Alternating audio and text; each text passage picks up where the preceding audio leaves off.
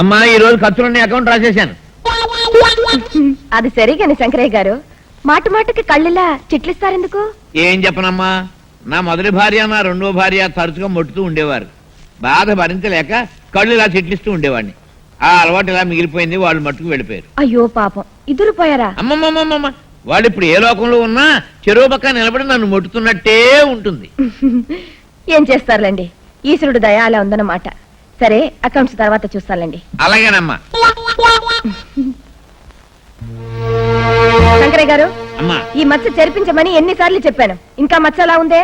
ఏం చెప్పనమ్మా, ఎంతో మంది నౌకర్లు ఎన్నో రకాలుగా ప్రయత్నించారు, కానీ ఆ మచ్చ చెరగలేదు. చెరిపితే జరిగే మచ్చ కాదది. సర్లేండి, ఈ అద్దం తీయించి కొత్త అద్దం వేయించండి. అలాగేనమ్మా. ఏమిటి సంచి? ఎవరిది? ఏ ఎలమేలు, ఏంటమ్మగారు? ఈ సంచి ఎవరిది? నాదేనమ్మగారు. దుకాణం దగ్గరికి వెళ్ళి సరుకులు కొన్నట్టుగా. ఎందుకు తెచ్చావని అడగడం లేదు, దాన్ని ఎందుకు పెట్టావు అంటున్నాను. తొందరలో మర్చిపోయి దిక్కుమాలిన సంచిని పట్టుకొచ్చి టీపాయ్ మీద సోఫాలో పెడతావా? 1,00,000 సార్లు చెప్పాను, వస్తువు అయినా మనుషులైనా ఎవరి స్థానంలో వాళ్ళు ఉండాలి అని. అవునా? అవునమ్మగారు. ఏమిటి మీరు ఇంకా అలా నిలబడ్డారు? వెళ్ళా పని చూడండి. అలాగేనమ్మా.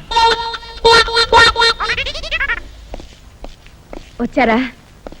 నేను ఫోన్ చేస్తే తప్ప ఈ ఇల్లు ఇల్లాలు గుర్తుకు రావనుకుంటాను. అది కాదు సుజ, కాస్త అర్జెంట్ పని వచ్చి. మీకు పని లేనిదెప్పుడు, అది అర్జెంట్ కానిదెప్పుడు? అన్నయ్య గారు, మీరు డాక్టర్ కదా, మీరైనా కాస్త గట్టిగా చెప్పండి ఆయనకి. ఒక రోజు కూడా వేళకి ఇంటికి రావడం, తిండి తినడం, పడుకోవడం ఏమీ ఉండవనుకోండి. ఏమిటంటే ఫ్యాక్టరీ, బిజినెస్, వ్యాపారం, వ్యవహారం అని కబుర్లు చెప్తారు. ఆరోగ్యం కంటే ముఖ్యమావి. అవునరా రాజేష్, అమ్మాయి చెప్పినట్టు. ఆవిడ రోజు పాడే పాటకి నువ్వు కూడా వంత పాడ్డావు. ఆపు, నాకు నీరసంగా ఉంది. ఓకే. చూసారా చూసారా అన్నయ్య గారు ఆయన వరుస? చిన్నప్పటి నుంచి చూస్తూనే ఉన్నానమ్మా, కొత్తేం కాదుగా. వాడి పద్ధతే అంత. వస్తానమ్మా. అలాగే. అయ్యో రామా, తిరిగి తిరిగి వచ్చారు. స్నానం చేసి భోంచేస్తారో ఏమో, కనుక్కునే లేదు. అమ్మా, నేను కష్టపడి సంపాదించి అత్తయ్యకి మామయ్యకి సాయపడాలని దీవించమ్మా. నాయనా సత్యమూర్తి, పోయిన వాళ్ళకి దండాలు పెట్టడం కాదు, ఉన్న వాళ్ళని కష్టపెట్టకుండా బతకటం నేర్చుకో. సచ్చి చెడి ఇన్నేళ్లు పోషించావు, ఇకనైనా సవ్యంగా పనిచేసుకుని నీ కాళ్ళ మీద నువ్వు నిలబడటం నేర్చుకో. అర్థమైందా? అబ్బా, ఎందుకే అస్తమానం వాడి మీద ఎగురుతావు? వాళ్ళ అమ్మలాగే వాడు మెతక మనిషి, అమ్మాయికుడును. ఏంటి? వాళ్ళమ్మ అమాయకురాలా? జగమొండి తగలబండి కొంపలోంచి బయటపడి మన ఇంటికొచ్చి తలదాచుకుని బిడ్డలకి అంది. ఆశ్రయం ఇచ్చి దాన్ని పోయే వరకు కళ్ళల్లో పెట్టు చూసుకున్నాం కదా. మనకన్నా చెప్పిందా ఆడు తండ్రి ఎవరా? ఎన్నిసార్లు అడిగినా మాట్లాడేది కాదు. ఆఖరికి ప్రాణం పోయేటప్పుడు కూడా బతిమాలు అడిగాను, వీడు తండ్రి ఎవరో చెప్పవే, ఈ బిడ్డను తీసుకెళ్లి ఆ మహానుభావుడికి అప్పగిస్తామని. చెప్పిందా? లేదే. మొంటి మనిషి అని. చాలేవే, ఎప్పుడో పోయిందని ఇప్పుడు తిడుతూ కూర్చుంటావు. సర్లే, నాకు టైం మీద వెళ్ళి వస్తా. ఓయ్, ఏం కావాలండి? సత్తిగా ఓనర్ గారు నీ స్టోరీ అంతా చెప్పాడురా. అది విని చాలా జాలేసింది. మీ అమ్మ చచ్చిపోయింది కదా, మరి నీ అబ్బాయి ఏమై ఉంటాడురా? ఎక్కడో ఉండి ఉంటాడు మా నాన్న. ఏదో రోజు నన్ను కలుస్తాడనే నా నమ్మకం. ఆడెందుకు కలుస్తాడురా? ఆడెవడో బాగా సొమ్మున్న నా కొడుకై ఉంటాడు. మీ అమ్మని ఎర్రిదాన్ని చేసి వాళ్ళలోకి లాక్కుని వాడుకుని ఎటో పారిపోయాడు. తెలియకుండా ఆయన గురించి అలా మాట్లాడుకో. ఏంట్రోయ్ పౌరుషం పొడుచుకొచ్చింది? నీ బాబుది ఊరు పేరు తెలవదు గాని ఆడేదో పెద్ద మంచోడు అన్నట్టు మాట్లాడుతున్నావు. మా నాన్న నిజంగా మంచివాడు. ఎందుకని? మీ అమ్మ కడుపు చేసి పారిపోయాడేనా? నా మీదే చేస్తావురా నా కొడుకు.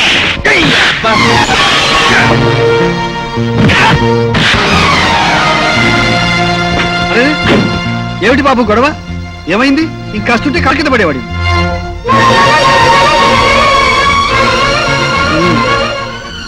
చూస్తుంటే బుద్ధిమంతుడిలా కనిపిస్తున్నా. ఆ రౌడీలతో గొడవ ఎందుకు పెట్టుకున్నావు బాబు? అది కాదు సార్, మా నాన్న మోసగాడండి. మా అమ్మని మోసం చేసి పారిపోయాడని వాళ్ళు నోటికొచ్చినట్టు కూస్తుంటే ఊరుకోలేక నోరు మోయండి అన్నాను సార్. దాంతో వాళ్ళు నా మీద పడి కొట్టారు. ఇంతకీ మీ నాన్నగారు ఎవరు? నాకు తెలియదు సార్. మీ అమ్మ చెప్పలేదా? లేదు సార్, చెప్పకుండానే కళ్ళు మూసింది. కాకపోతే ఆయన దగ్గరికి నేను తప్పకుండా చేరతానని చెప్పేది. అదే నా ఆశ సార్. గుడ్. విడదీసిన ఆ దేవుడే నిన్ను మీ నాన్నను తప్పకుండా కలుపుతాడు. అరే, రక్తం వస్తుంది. పర్వాలేదులే, చిన్న దెబ్బే. నీ పేరేమిటి? సత్యమూర్తి అండి. సత్యమూర్తి. ఇక నుంచి ఎవరితోనూ ఏ గొడవలో పెట్టుకోవద్దు.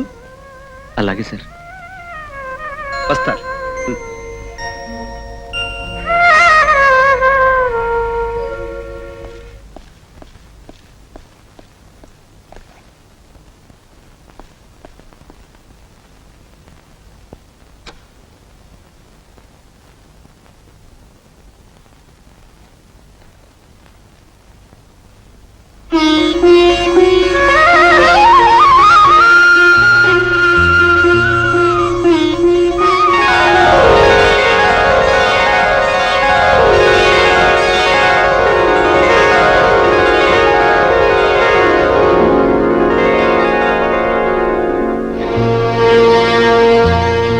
ఏమండి ఏమండి ఆ.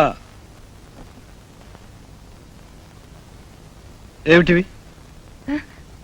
నా మతిమరుపు మండ మీకు ఇష్టమని తాతారావుతో చెప్పి గార్లు చేయించాను, తినండి.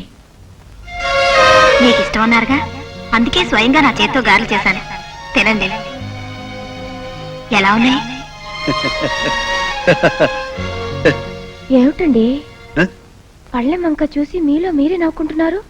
నేను నవ్వానా? ఆ, అబ్బే నాకేం తెలియదే. సరే నువ్వు వెళ్ళి, నాకు కాస్త తలనొప్పిగా ఉంది. అయ్యో రామా, తలనొప్పి అంటే చెప్పరే ఉంటండి. ఉండండి, అమృతాంజనం తెచ్చి రాస్తాను. ఇదిగో నాకు అమృతాంజనం అక్కర్లేదు, తలనొప్పి ఎక్కువగా లేదు, ఏదో ఒంట్లో నీరసంగా ఉంది అంతే. ఏమిటండి మీరు కాసేపు తలనొప్పి అంటారు, ఒళ్ళు నీరసం అంటారు, ఇప్పుడు ఏదో పరధ్యానంగా ఉంటారు, తిండి సరిగా తినరు. ఏమైంది మీకు? నాకేమీ కాలేదు. ఏడుకుంటలవాడా వెంకటరమణ, ఆయన చల్లగా చూడుతండి. ఏమిటి గొడవ?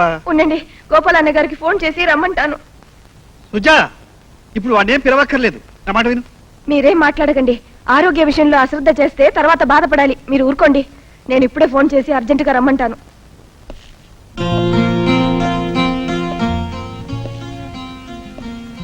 ఇచ్చి సుజా, మనిషికి అయితే డాక్టర్లు వైద్యం చేయగలరు కానీ మనసుకి ఏం చేస్తారు? రండి అన్నయ్య గారు. అసలు కంప్లైంట్ ఏంటమ్మా? ఏమిట్రా రాజేష్? ఏం లేదురా, నేనేదో ఆలోచనలో ఉంటే సుజాత అనవసరంగా ఏదో. మీరు ఉండండి అన్నయ్య గారు. ఈ మధ్య ఈయన ఎప్పుడు ఏదో ఆలోచనలో ఉంటూ తనలో తను నవ్వుకుంటూ అదో రకంగా ఉంటున్నారు. పైగా ఇదివరకటి హుషారు కాస్త పోయి ఎప్పుడు నీరసం అను నొప్పను అనటం, తిండి సరిగా తినకపోవడం ఒకటి కాదనుకోండి. ఇదంతా చూస్తుంటే ఒక విచిత్రమైన వ్యాధి అనిపిస్తోంది. గతంలో చేసిన కొన్ని పనులకు ఫలితంగా ఇలాంటి వ్యాధి వస్తుంది.